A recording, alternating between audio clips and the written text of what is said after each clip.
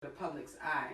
I can recall many a stories, or many a times you've told the story of the ascension, so to speak, of the Honorable Elijah Muhammad into a position of power, and then how, as he was a social reformist, as you mentioned, and he came to give an air of empowerment to the people. He Yes. came to uplift people, to give them a sense of self and a sense of pride and that kind of thing. And it was different than the quote unquote religious teachings Yes. that came later.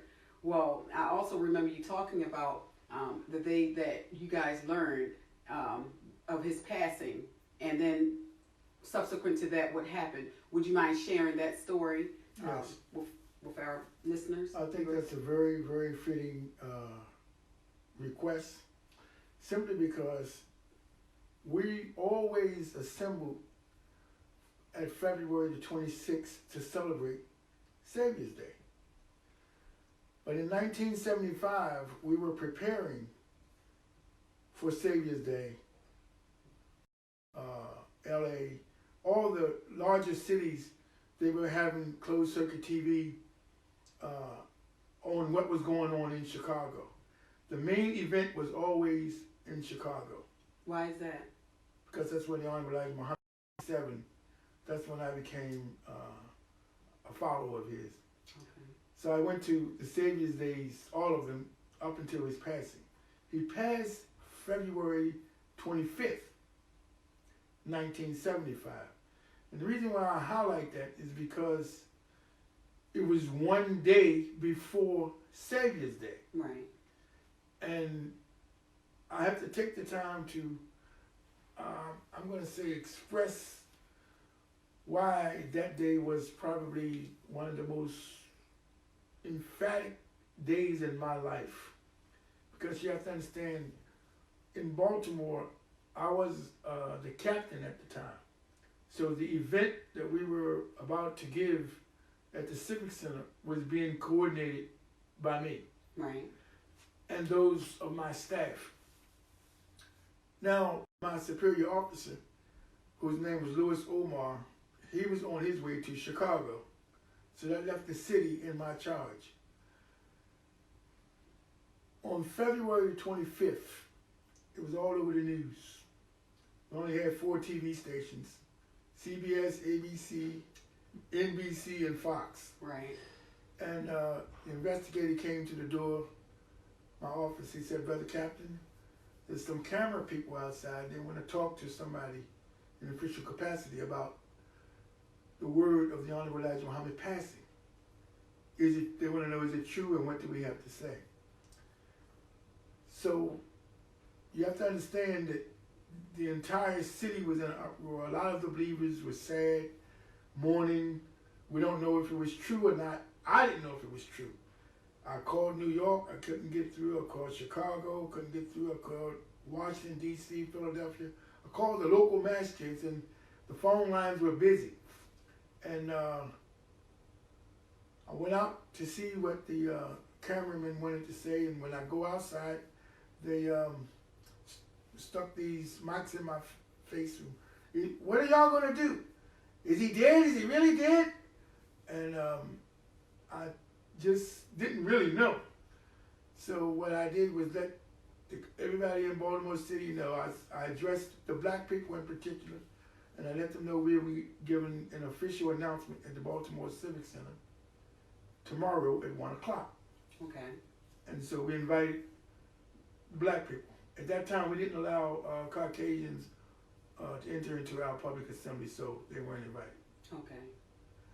Reason why I think this was the most emphatic, one of the most emphatic days of my life, because when I went back, I felt like a burden came over me, because all the believers were asking me, "What's going on? Is it true?" And I didn't really know. And I felt obligated to give them an answer, especially since I just finished telling the whole city. Right. They would know it. So I asked the grapevine, I'm going to say, I asked the believers to call everybody for a special call meeting to come to the masjid. And everybody I mean, the temple was full. It was 5 o'clock in the afternoon when we called that meeting. And the idea was to give them an official announcement from me since I was in charge at the time. And I really didn't know what I was going to say. But I went up. I asked the Lord to bless me. And when I addressed the people, I let them know that I know what they have heard on the radio is true or not. I do know that the Honorable Elijah Muhammad was sick. He had been in the hospital for the last 3 weeks or so before his passing. And that he was born, so one day he will die. Right.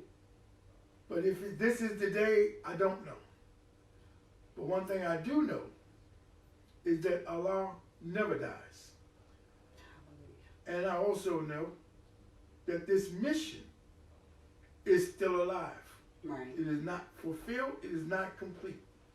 And as far as I'm concerned, when I accepted the Honorable Elijah Muhammad, I accepted his mission, which was to deliver our people from a mental state of death.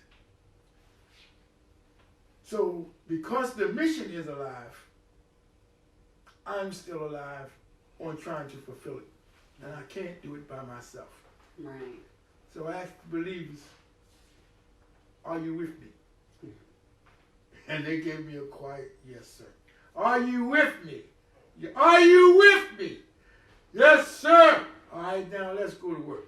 Let's fill up that Civic Center and let's get the people down. I say this because this was the most emphatic day of my life, because I became aware that now the responsibility of helping our people get acquainted with the knowledge of themselves was on me. Right. Not me alone, because everybody said they were with me. And I'm sure that was the status of everybody else who had accepted that form of belief. But it was consciously awakened in me. Right. And I committed myself for the salvation of my people and to make sure that they would get the knowledge of themselves from that day on. Well, that's great. And so that was February 25th. That was February 25th. So then we go to February 26th. Well, we know that there had to have occurred a changing of the guard, so to speak. Yes. In other words, the Honorable Elijah Muhammad was dead. He did have a son. Well, he had 2 sons, right? Oh, he had quite a few. He had quite a few sons. Yes. But he had eight grown children.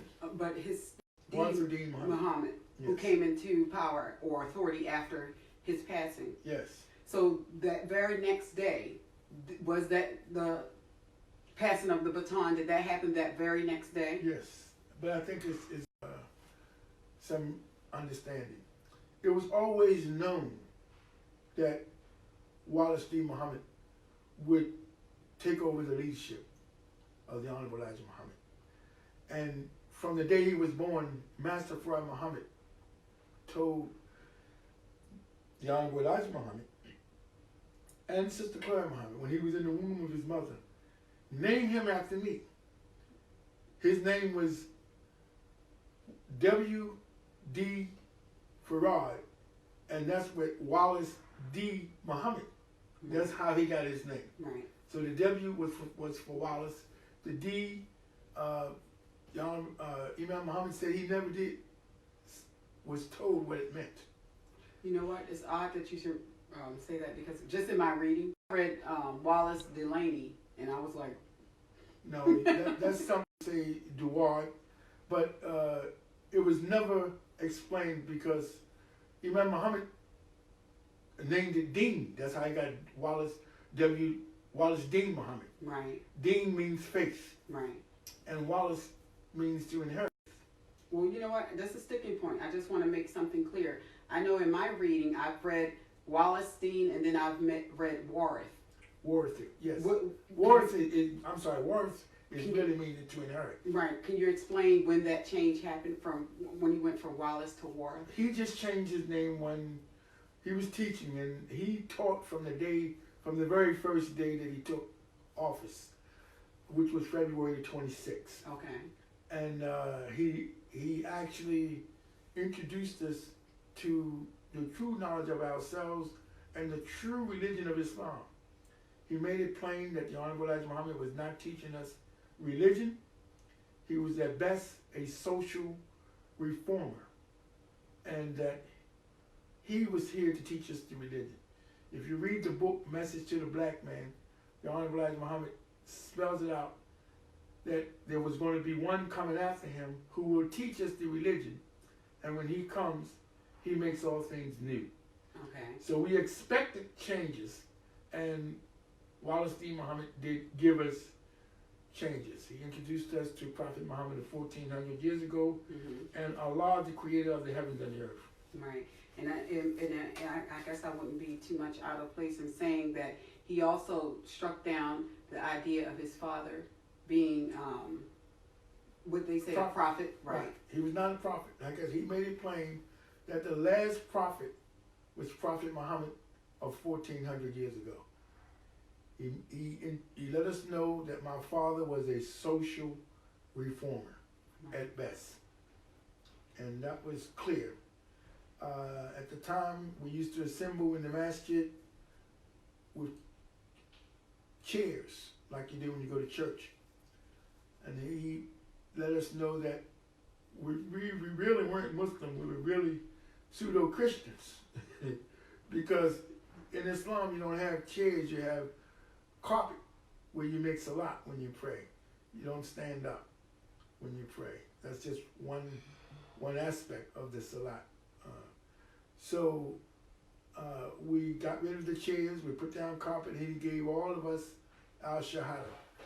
And the shahada means a declaration of faith to recognize that there is but one God who is the creator of the heavens and the earth, and that Prophet Muhammad of 1400 years ago is his last messenger. Okay. And is it correct? Because I'm just going from what I've read, so you're a good source to bounce things off of. Is it correct in saying that WD also was the one who introduced the ideas of the 5 pillars of Islam? Well, we were always taught. The Honorable Elijah Muhammad actually taught us that there were 5 pillars of Islam. He actually taught us that. Okay. And the reason why and he actually told us to study Prophet Muhammad. Okay. He basically used the analogy that Prophet Muhammad was the prototype of his coming. Right. So he said he was the prototypical and he was atypical. Okay. So we studied Prophet Muhammad and we studied the followers of Prophet Muhammad because we figured whatever the followers of Prophet Muhammad was to him, we should be to the Honorable Elijah Muhammad.